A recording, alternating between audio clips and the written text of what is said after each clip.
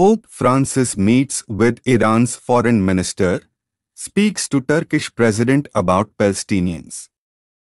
Pope Francis spoke Monday with Iran's foreign minister and Turkish President Recep Tayyip Erdogan amid the ongoing diplomatic efforts to end the violence in the Israel-Gaza conflict.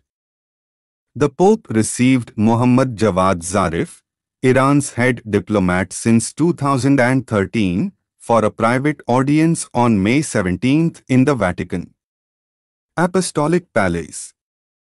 Zarif said that he and the Pope exchanged views on Palestine, interfaith dialogue, and US sanctions in a post on Twitter.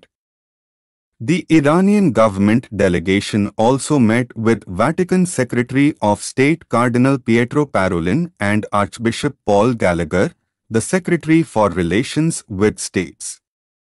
Vatican spokesman Matteo Bruni confirmed that Pope Francis also spoke on the telephone with Turkish President Recep Tayyip Erdogan on the morning of May 17.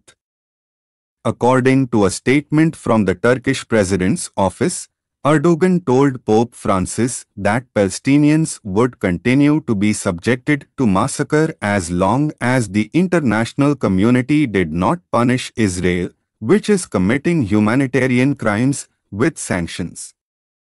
The Vatican did not comment on the content of the discussions in either the phone call with Erdogan or the meeting with Zarif. Israel's ambassador to Italy responded to the Iranian foreign minister's visit to Rome with an open letter to Zarif accusing Iran of funding and supporting Hamas. Why don't you recognize Israel's right to exist?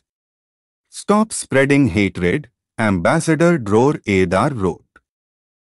The question is, when will the West realize that behind the elegant suits, ties and smiles lies a murderous ideology that seeks to erase all of Western civilization? It is necessary to wake up, the Israeli ambassador said. Pope Francis appealed for an end to violence in the Israel-Gaza conflict at the end of his Regina Coeli address on May 16. In these days, violent armed clashes between the Gaza Strip and Israel have taken hold and risked degenerating into a spiral of death and destruction.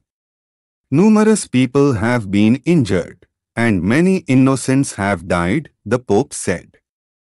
Among them there are also children, and this is terrible and unacceptable. Their death is a sign that one does not want to build the future, but wants to destroy it. The Pope also lamented intercommunal violence involving Jews and Arabs within Israel.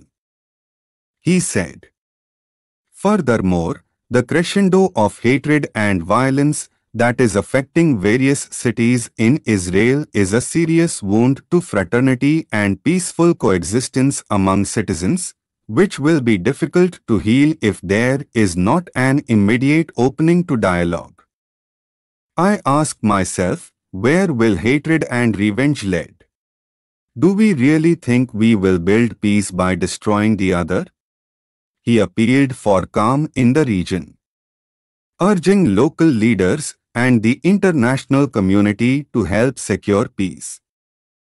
Let us pray unceasingly that Israelis and Palestinians may find the path of dialogue and forgiveness, to be patient builders of peace and justice, opening up, step by step, to a common hope, to a coexistence among brothers, Pope Francis said.